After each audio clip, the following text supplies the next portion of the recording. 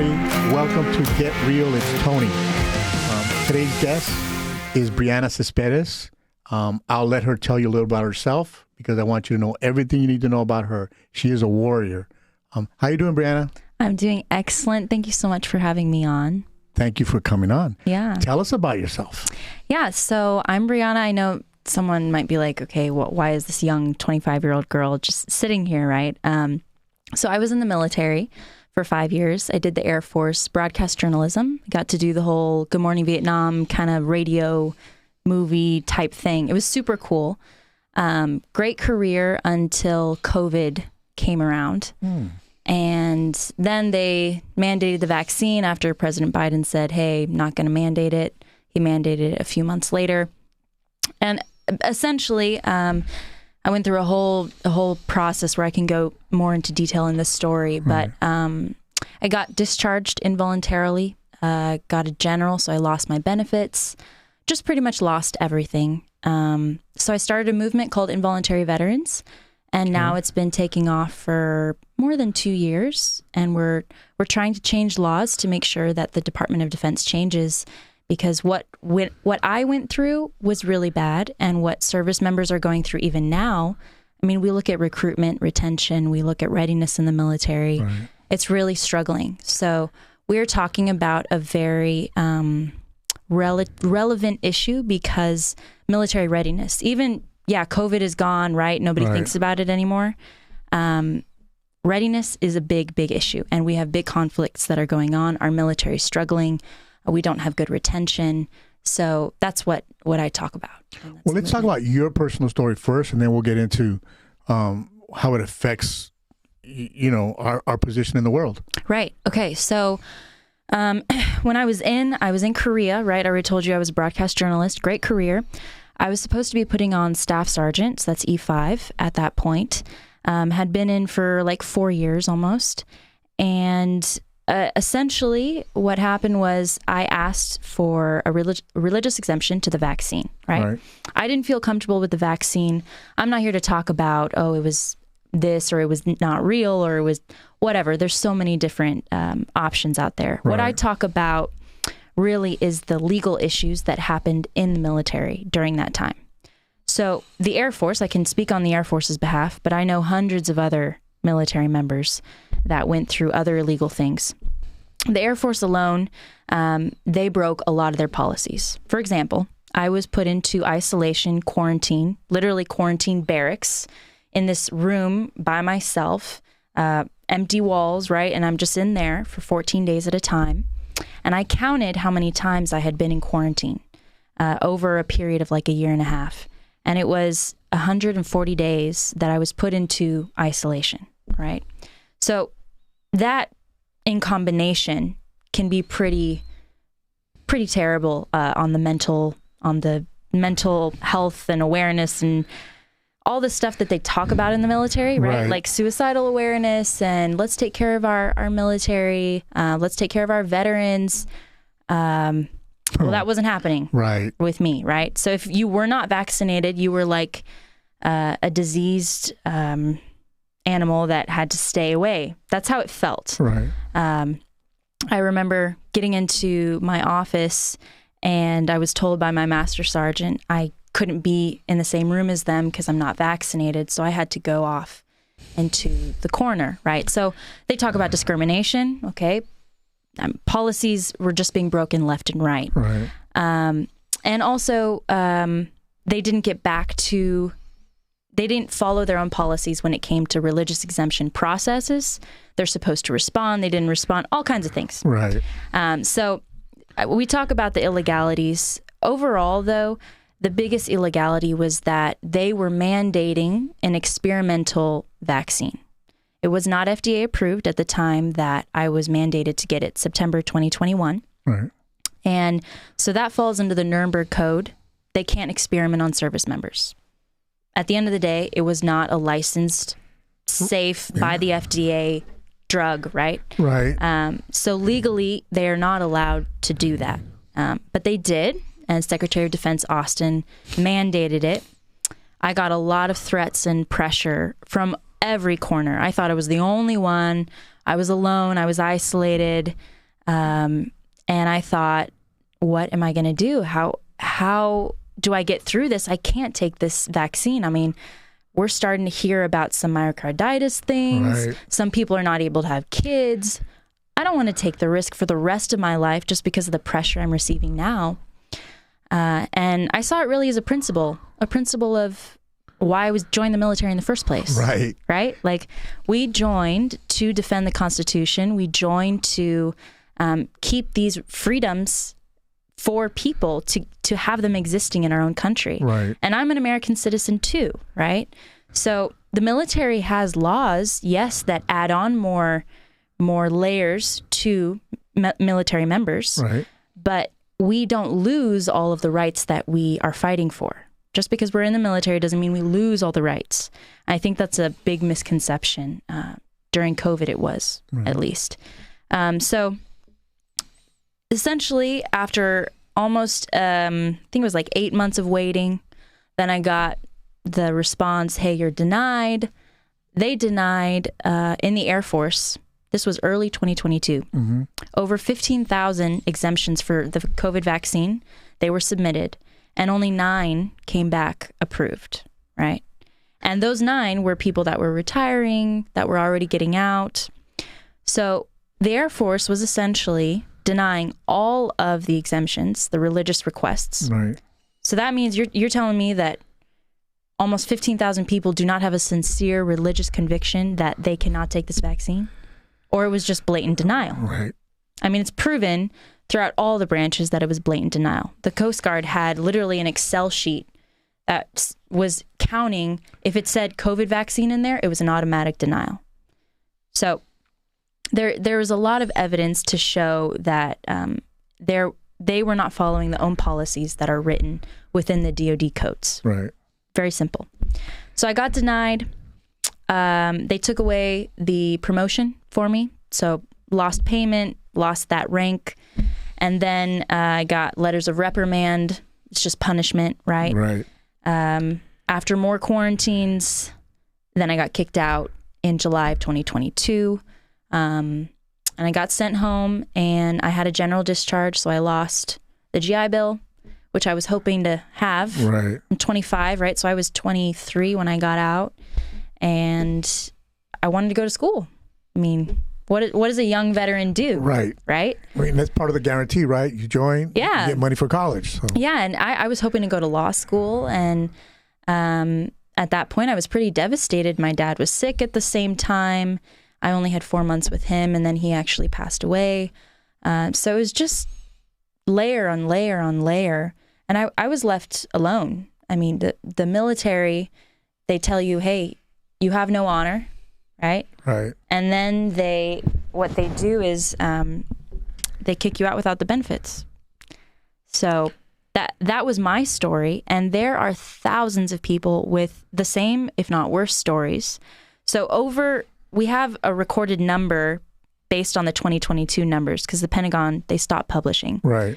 But we have at least 8,500 active duty that were completely discharged involuntarily without the honorable, like me. And then you have you have Guard, you have reserves, close to 50,000 of those. So this is not a small number or a niche community I'm talking about. This is wide, and it did affect our military today. Obviously, Mr. Biden or President Biden is I don't know where his mindset was when he did this, but I do know that he's not very. I don't think he's there altogether, right? Mentally, I don't care what anybody says. I don't think he's running the country. Number two, but he discharged, and it's his fault because it's his policy. He discharged over 8,500 service members because of COVID. Yet he allows illegal immigrants to come into this country without vetting them, without making sure they have a COVID shot.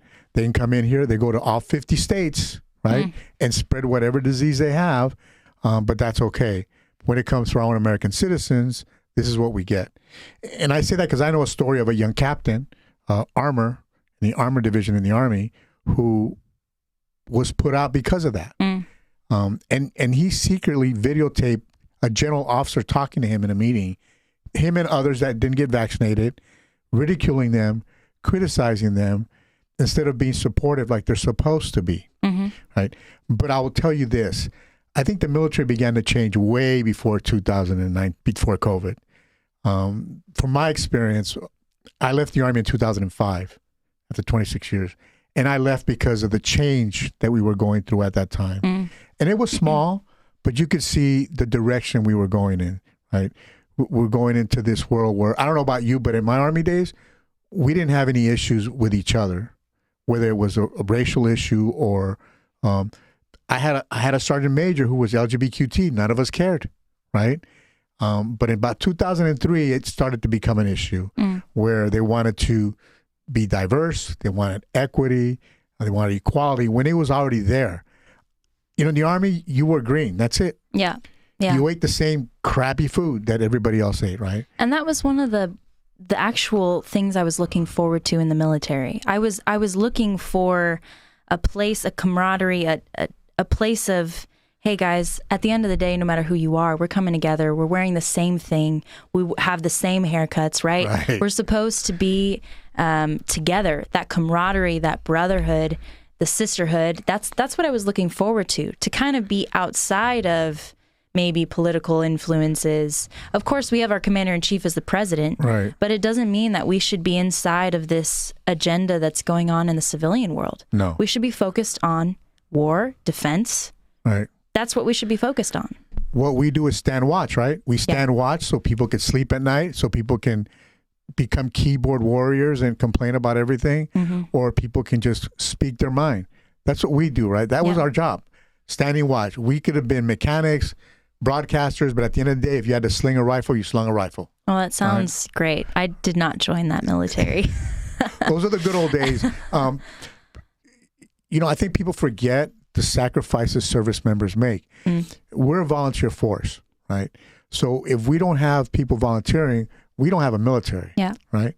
And we have about maybe 1 million people that volunteered for the service, armed forces altogether. It's 1%. They always say 1% so of the nation. 1% of the nation volunteers, and yet we still get treated like second-class citizens, even when you get out.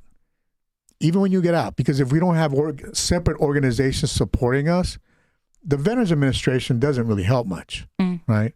They pretend, but they don't, right? And maybe it's because their hands are tied. I don't know, right? Because there's no transparency in our government at any level. So it's hard to tell what the problem is. So when you got out, you began an organization that you talked about briefly, right? You're one of the first ones that began. Let's talk about that organization and what their function is and what they're trying to do to help service members. I think you guys are going to help service members whether there's COVID related or not, but what is it that you guys are all about? So I started this movement really, Involuntary Veterans it's called. I was in quarantine, and I remember just scrolling through Instagram, feeling super alone, like I was the only one in the world going through this, right? And then I see this channel from Military Freedom Keepers of boots. They sent pictures of boots, and they said, "Hey, don't put in your name or anything anonymous. Just tell us, like, hey, what if you're going through this COVID vaccine? They're kicking you out. They're treating you bad." I scrolled through that, and there were thousands and thousands and thousands. And I felt like, oh, okay, I'm not the only one. Right. So that's why I started Involuntary Veterans, because I needed to encourage other people, to let them know that they're not alone, to tell them, hey, you are doing honorably, even though you might be getting less than honorable. Right. And that's the motivation. What we do now is I've joined. So Involuntary Veterans is just a movement online. We have our Instagram page, we have resources, and we have joined in a movement that has been going on longer than I even started it. So this is this letter with militaryaccountability.net. This is a group of 231 of us. They are commanders, there's some generals in there, I mean, all kinds of people that wrote this letter, and we are essentially, our goal is to change Congress, to change bills, to change laws, and ultimately change the DOD, because the Department of Defense needs to change. We are in a dire moment where we are forgetting the values for why the DoD exists in the first place. And we've gone too far to where people are not joining, like you said, right? People are not joining. I knew this one veteran, he said that 5 generations of his family had joined, and he was so proud, but he will not encourage his son to join or any of his friends. That's impactful, okay? We've reached a point in our military where something is very wrong. That pride is not there. The reassurance is not there. The focus is not there. Right. So the movement is essentially trying to restore and change the DoD. Right. And militaryaccountability.net, again, that's the site. And you have involuntary veterans on our Instagram page as well. Okay. And you talked about national defense, right? And I think people forget, on top of all the issues we have, if we don't have a military, we're not going to be able to defend anything, right? And yeah. I don't know about you, but I'm not very comfortable with the military we have now. No. Right? No. We don't have enough equipment. We can't recruit enough people.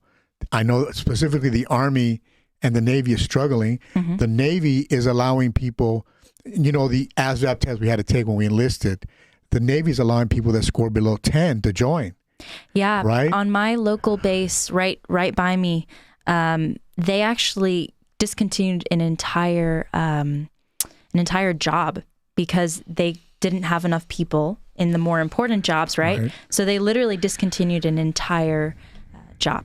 And they're allowing, again, when I joined, you had to meet height and weight requirements, and you had to stay in shape to be in the military. They're waiving all that if you join. They need people. Right? So we're going to have somebody that, let's just say overweight, right?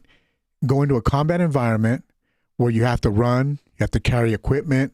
That's going to cause a lot of issues of how effective can we be when what we're recruiting is people that we would have recruited in the past, right? And what COVID did, the reason why I talk about COVID so much is because it impacted me, right? But I saw COVID literally purging the people with the strongest American values. In reality, that's what COVID was doing. It was purging the people that were the strongest and saying, hey, this goes against the Constitution. This is not legal. I'm not going to go with this. Right. They were getting kicked out. So now we either have a list of generals, which is on this letter. If you read it, we have literally a paragraph of generals that we're calling out and saying, you guys bend it over backwards because somebody up there told you to go through with this illegal thing. Right. And you're willing to break the law to keep your career. That's not the military that we originally designed. No. And they know if you're a general officer or an admiral, you know that there's orders that we can refuse. Yeah. Right? If it's not constitutional. That's what we swear to. If it's an illegal order, we can say, go pound sand, General. We're not doing it. Yeah. Right? And they didn't do that. I don't know if you remember General Schwarzkopf, might be before your time, but he was, during Desert Storm, he was a commanding general, right? Good person. On top of being a great general, he's a good person. He never got the credit he deserved because he wasn't a politician. All the credit went to Colin Powell. And people cringe when I bring up that name, right? Because how dare you say anything bad about Colin Powell? Colin Powell was a politician as a general. He wasn't a general. I wouldn't follow him into a wet paper bag. I'm telling you, most of the officers that I observed when I was in, they act like politicians. When they speak in their briefs, they all sound the same. But there's a sense of like, and this could have been the officers I was exposed to, but there's a sense of like, we have to play the game more than we have to like do our job effectively. And now it's about pleasing the politics, pleasing the diversity, doing the briefs, saying the right thing rather than doing the right thing. Right. There's a sense in the new officers that are coming through are being trained to be kind of weak. Well, they are weak, right? Because the colleges they went to, they're being taught by, hippies from the 60s that have all these views about a combat operation that they have no clue about, right? A combat operation is not what you read in a book, right? It's nothing like that. it's actually pretty scary for people, right? And anybody that tells you they're not afraid to go to combat, they're crazy, right? It's an ugly time in your life.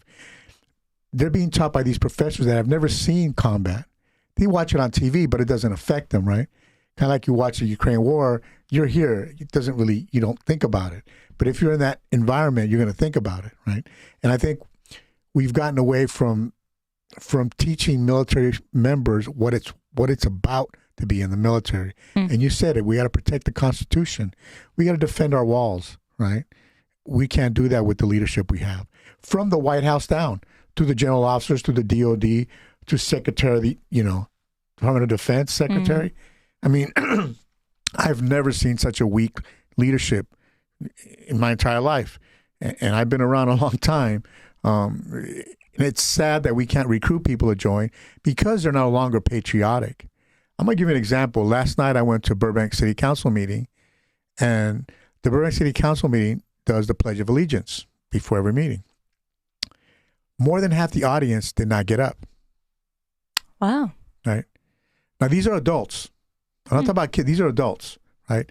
To me, if you don't want to be here, then leave, right? And that's coming from a Latino. Right. I mean, think about this. Let them go to another country. You've been to Korea, right? Yeah.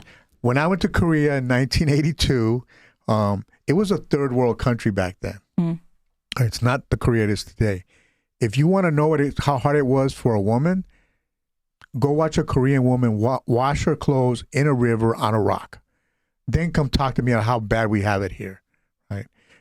People don't understand how good we have it, right? I just came from Cuba. Well, okay, then you know, right? Yeah. I mean, you have people going hungry in Cuba, right? Because they're a wonderful government, right? Their entire day, just to talk a little bit about the mentality in Cuba, is where am I going to eat my next meal? That is their entire day, their entire life in Cuba. You don't have the privilege to think about what you like or don't like. It's where am I going to get my next meal? That's the life in Cuba. Well, we as Americans don't understand how good we really have it, right? We have our faults, right? We have our faults like every country does. But I don't want to be anywhere else but here, right? I want to have the right, if I want to go eat, again, I don't want to have to worry about where my next meal is coming from, right? And to me, that's where we're headed, right? When you have so much government involvement in what we do on a daily basis, that's a bad sign, right? If you don't have people joining like they did back in the day, in the past, that's a bad sign, right? The only people that are joining are the ones that want to get the transition surgery. Right. They're getting it paid, and I actually saw one of my peers go through that. I actually thought he was a she the whole time. But then I found out he wasn't. It was, it's happening. Well, think about this now. I'm glad you brought that up, and I'll tell you why. So if a veteran gets out, right, injury while you're in combat or even non-combat injury, the VA normally, they reject your disability right away, right? But yet if you want to have a transition surgery to change your sex, they're quick to approve all that. Right. No. Right. And why would that be? It goes back to, my favorite three letters, DEI, right? Those are your favorite three letters? Yeah, well, I'm being sarcastic, right? And I say that because it's always about diversity, equity, and inclusion, right? But if a veteran comes back with some lung issue because he was involved in the oil fields when they were burning him in Iraq, right? They disapprove that nonsense. It could take a veteran up to 2 years after rejection for them to say, oh yeah, it's because of that, because all the fumes you inhaled. Oh yeah, and we didn't provide you a mask to wear or a respirator to wear during that time frame. So things have gotten so out of whack on the basis of we have to take care of particular groups in society, but not take care of everybody, right? It's always what's in the best interest to the whole nation versus what's in the best interest of this particular group, whether it's an LGBTQ group, whether it's, African American group, whether it's an Asian group. Yeah. I really do think that it's a very logical discussion. Just like, okay, we can talk about that out in the civilian world, whatever, okay. But the military, at least the military, needs to be a place that is focused on defense and on being the best for war. We have to be ready for that. And just in comparing ads, I remember back in, I think it was 2019, I was looking at an ad for the U.S. military and an ad for China military. And it was crazy, the differences between the commercials. In America, right, in the United States, it was different people, diverse people, right? And they were smiling and they were like, I feel this and I feel that. And it was like being built up, right, in their different diversity. And in China, it was tanks and guns and going in battle, and the sweat from this guy was draining down, and there was a sense of like conquer, and then it was like, all right, go and be strong and valor and things like that, right? So just the difference in the way we are marketing. Who are we trying to get? What kind of people are we trying to build up in the military, right? People with valor and honor, and people who want to defend, because there are many boys that want to go defend. There's girls too. We want to go and help with honor, because I think young people recognize the characteristics of doing something hard for somebody else. Sacrificing is actually a beautiful thing. That's what I wanted to partake in. And my sacrifice ended up looking different. I had to actually sacrifice against an enemy that was domestic. It wasn't foreign. It was a domestic enemy, right? So it's kind of sad, because I wanted to use that energy towards something outside of the United States, but it was actually inside. And that's when it's disheartening, right? It's like a family member turning on you. Yeah. Right? You feel like you got the one stabbed. you trusted. Yeah. Right? Yeah. And always, it always goes back to that. The people you trust the most are usually the ones that stick that bayonet into your spine, right? So, and we need to have more soldiers come out, right? And airmen and seamen and talk about it. My company, we work with the Navy a lot, so I get to talk to a lot of service members, and the problems that they're still having. Small compartments where they live. During COVID, it was horrible for them. People don't hear those stories, right? People think they see the big Navy ships. Oh, those guys are okay. They're not okay, right? There's a lot of them in therapy, right? We have a high suicide rate in the military, right? People need to ask why. Why is it so high? Yeah. Right? Because it's really not a fun environment. I mean, people make a lot of sacrifices. Our divorce rate in the military is over 50-something%? It's crazy. Right? Yeah. And it's because it affects the families, right?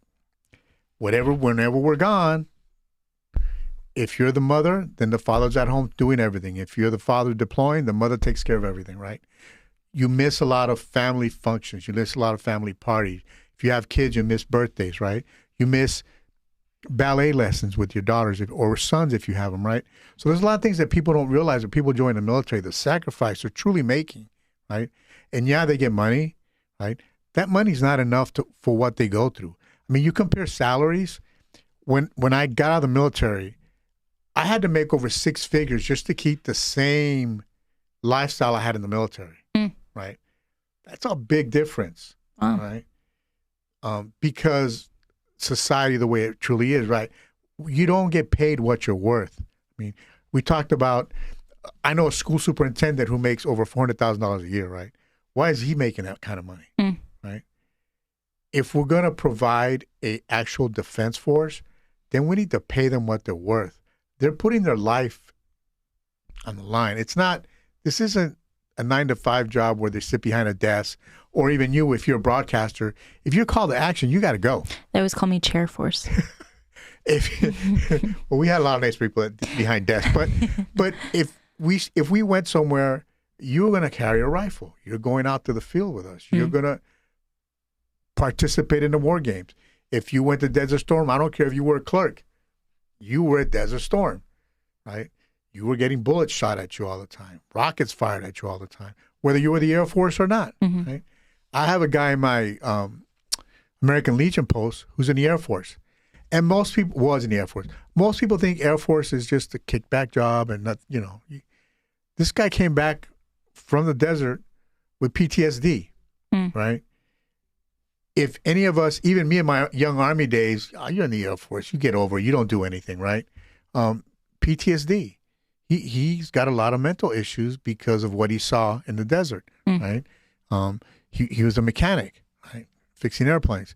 I don't know what he saw. He doesn't want to talk about it. And I really don't want him to tell me because I might get depressed too listening to this story. Yeah. So people don't get what we put in or what the young people put in, right, at this point, right? Yeah. And too, talking about the that mental, I mean, you're talking about the Desert Storm and that combat operation, and it's, I can't imagine the PTSD from that. But also I'm always taking it back to COVID because that was my time, right? But the effects now of not just me, but many other people and people that are still in the effects from COVID is not just the mistrust and the looking at the military with some sort of disgust now, but it's more of a, like, we were treated badly. Okay. I mean, we were treated very, very badly. I currently now, if I'm in a room that's closed like this, thankfully there's a window, I get a little freaked out. Right. Not going to lie. I have to usually open the door just to know I can actually leave. So it's just random things that are affecting our people, and we hurt them.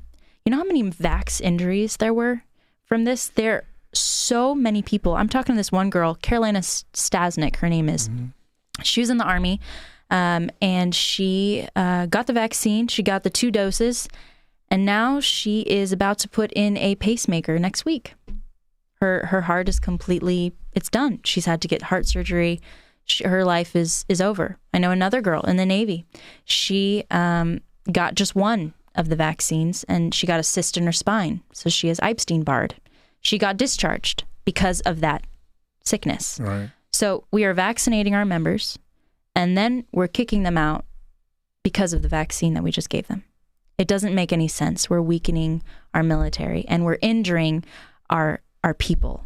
No, you're right. And now we know what we knew then, right? Now they've come clean and said the vaccine didn't work the way they wanted it to work, and a lot of medical issues are rising from the vaccine. I have a friend who took the J&J vaccine, the one that was discontinued, right? He got Bell's palsy from it and shingles, right? What is Bell's palsy? Your face kind of goes numb and it collapses. It feels like you're having a stroke. Oh, wow. But it's not a stroke. Just, your nerves are damaged. Right. And right after the vaccine, right? Wow. Right after the vaccine.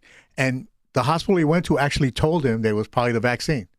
Right? And this is in the early stages when they were mandating where if you have a family member in the hospital, you can't go see them if you're not vaccinated, right? Or if you're not double vaccinated, you can't go see them. Right.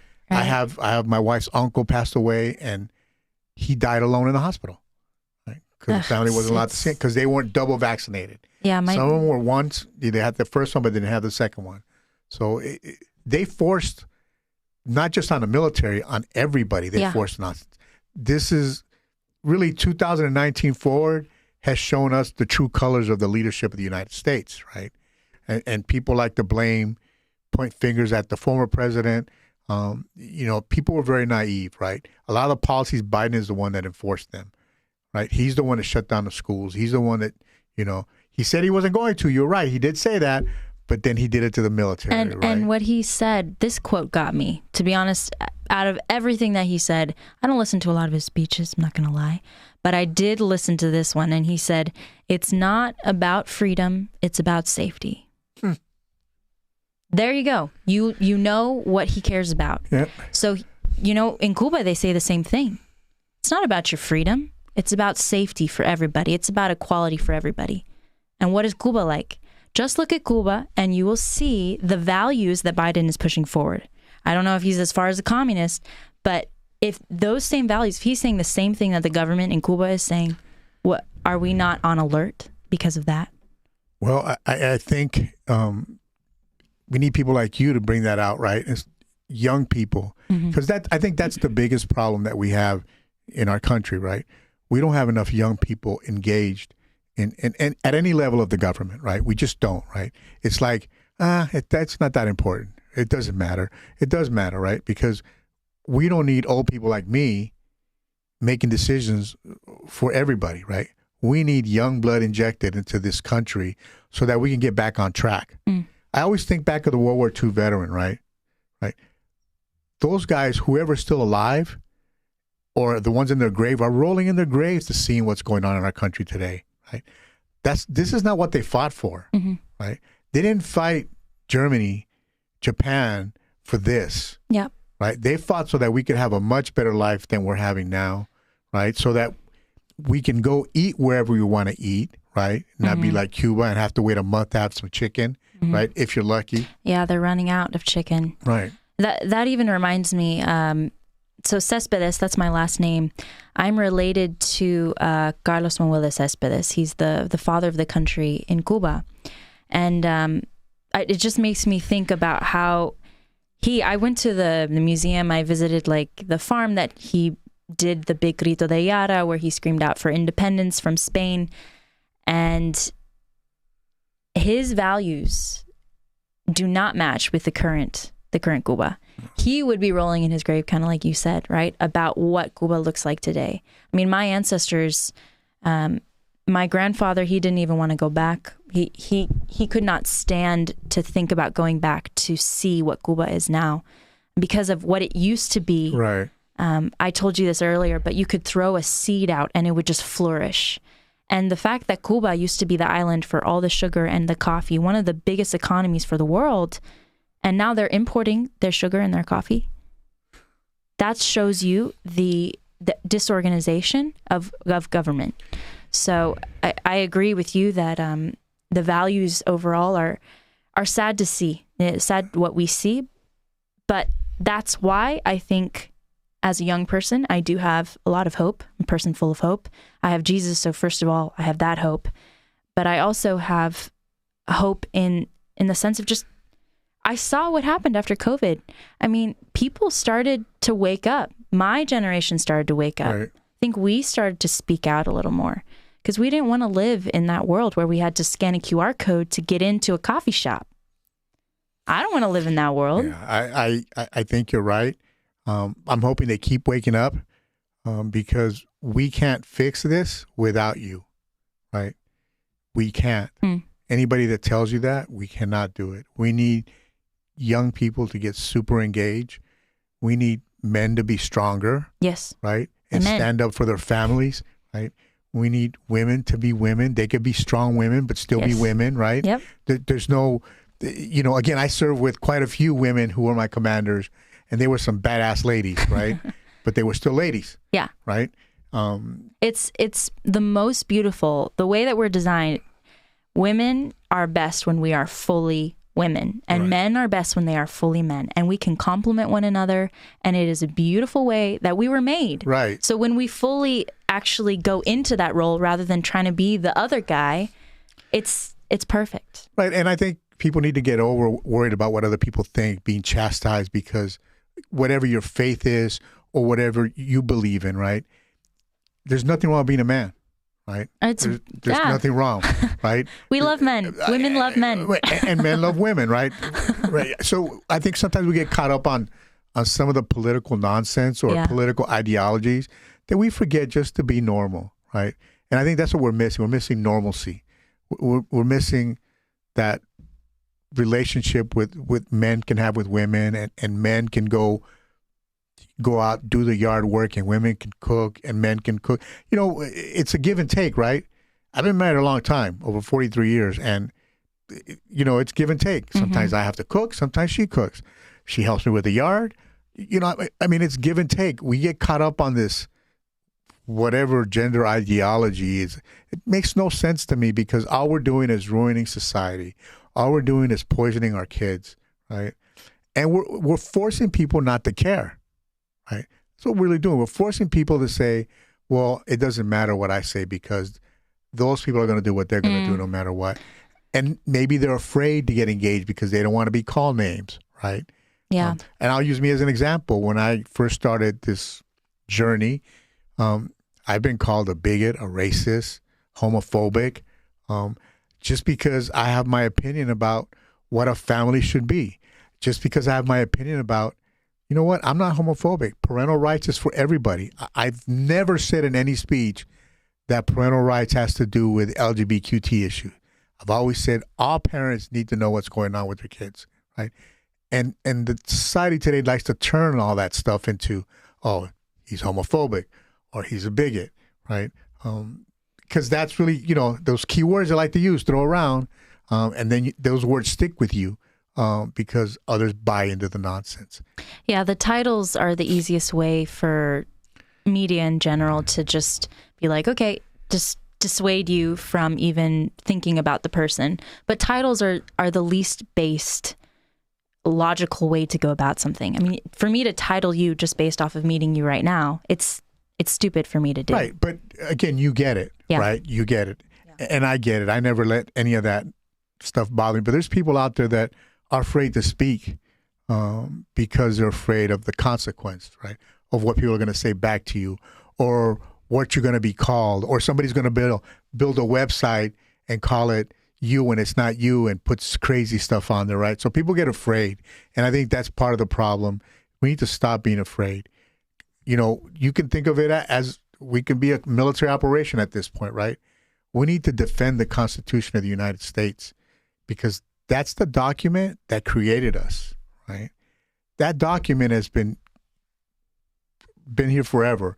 We cannot allow government officials or military officials to destroy that document, to use that document and say, we need to change it because it doesn't fit our agenda, right? Yeah. Right. I don't want to be in a communist country. I've been stationed in many countries, and I'm going to tell you that there's no other place better than here, right? I don't care how bad it is here. I've been in the worst places. Yeah. I don't want to be told you can't do this, you can't do that, or you have to be indoors before it gets dark.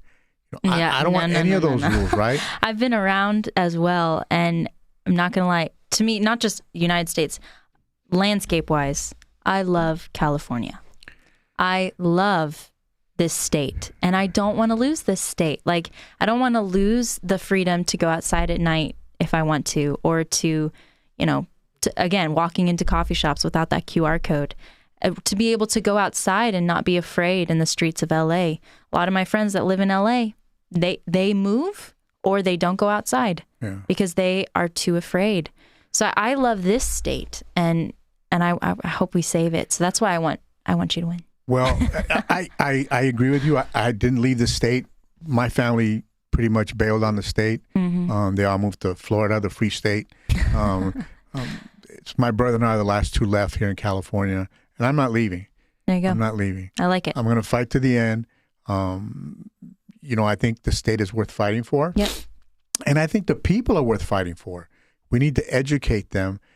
If not educate them, at least give them the information and have them make up their own mind on what's really happening. Yep. And realize that what's really happening is people like Gavin Newsom are trying to take away all our rights and use and abuse us. How do we go? This just came out, I think, this weekend. California is going to be $22 million in the hole for the schools, right? We're only providing 25% of the budget for the schools when we used to provide 50%.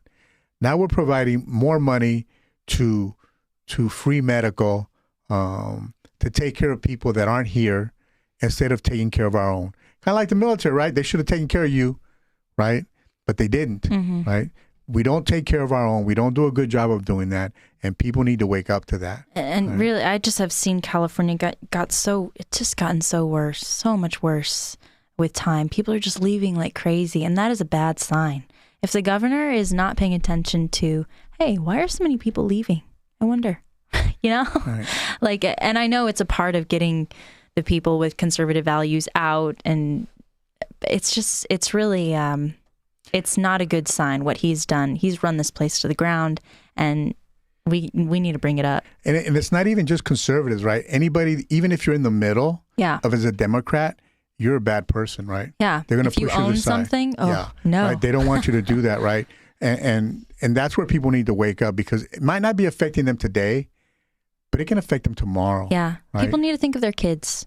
Even if you don't have kids, like I'm talking to my generation right now, even if you don't have kids yet, think about what your kids will live in if you see where the trend is going. And I think people are often one of the faults of my generation is that we think so much on ourselves. Our parents have made the life for us. Usually they built up something to where we're comfortable maybe, and we're doing a little bit better, and now I can focus on what do I want to do, right? And I forget that, hey, I have a family maybe to raise in the future, and I have to think about the community around. So that's what I would encourage my generation to think about. Think about future generations. If it's not just yourself, think about future generations. Right. And it's funny you bring that up real quick. I don't know if you've ever seen the movie Ian Flux. Right? It's a movie about how the government stops childbirth, right? And they start cloning people because we're dying off, right? And sometimes it seems like that's what the government wants to do. They want to keep the population down, to control it in many ways, to manage people, because, right, the less people we have, the easier it is to manage them, right? And dictate what they do, when they do, and how to do it. And I think that, I'm not being a conspiracy theorist, I'm just saying, when you start thinking of some of the things they're doing, it just seems like they want to keep the population down, right? With the transgender issues, right? Taking medication. Yeah. I mean, attacking the family has been the thing for a while. And the family is the core unit of our civilization. We need the family. That's why I like your family's first thing, because it's very focused on the core of our society. We need to build up men to be good men and good fathers, and women to be good women and good mothers, and the children to grow into that. We need that family function. So I don't think people realize how important that truly is. And I say that because if you raise a family and mom and dad stay together through the whole marriage and raise their kids, more than likely those are going to be good citizens, good kids with good family values, right? If you don't, then they're going to go astray, right? Because society likes to influence those people to do the bad things, right? So families are super important to me. And I've been asked, why aren't you focused on all? No, because to me, that's the key, right? Yeah, it is. If you take care of the family, everything else will take care of itself, right? And I think that's it. I think people forget that government begins at home. Mom and dad run that show. And if mom and dad teach you the proper values, you're going to be a good person. And when you marry somebody, he's going to be lucky enough to marry you, and you him. You're going to raise your own family, right? And that's going to continue the positive cycle instead of the nonsense that we go through nowadays. Yeah. So. Yeah. And ultimately, I heard a quote once. It's like, the White House is not more important than your house. So no, it's not. That's sometimes people are like, oh, how can I get involved? It's like, well, first, take care of your family, Right, local. So, do everything local, and everything will be fine. We can't fix Washington, but we can sure hell fix Glendale, the city, Oxnard, LA, wherever. We can help fix that, and that's what's important. Well, our movement with military accountability, we are actually trying to fix Congress. That's when it comes with the congressmen and the campaigns. I mean, really, if you guys want to support and change the DOD, go to militaryaccountabilityfund.com. We're trying to get people into Congress. That's like my big thing. DOD as a whole, right. The military, everybody has their fight, right? Everybody has their area where they have to focus. Family first, and then go into the arena that God is calling. That's right. So tell the audience one more time how can they get a hold of you? Yeah, so Involuntary Veterans, go on Instagram, and the website is militaryaccountability.net. And there you will see the links and the letter as well, because we're trying to get people into Congress. Right. Militaryaccountabilityfund.com. Okay. Are you veterans out there? Pay attention. Listen, take care of your brothers. We always talk about how tight we are and we're family. Well, it's time to show up, guys and gals. Let's take care of each other. Let's change the process. Let's change the current leadership. We know we had commanders we didn't like back then, and we were so happy when they were gone, right? But we don't have the luxury here where they leave every 2 years or 3 years. So we need to vote some of these people out. I want to thank you for being here today, Mijita. Absolutely. Thank you. I'm super happy to see you again. I'm glad you're back in California. Audience, you can reach me at www.tony4california.us. And again, stay tuned for the next episode of Get Real. It's Tony. Thank you and good night.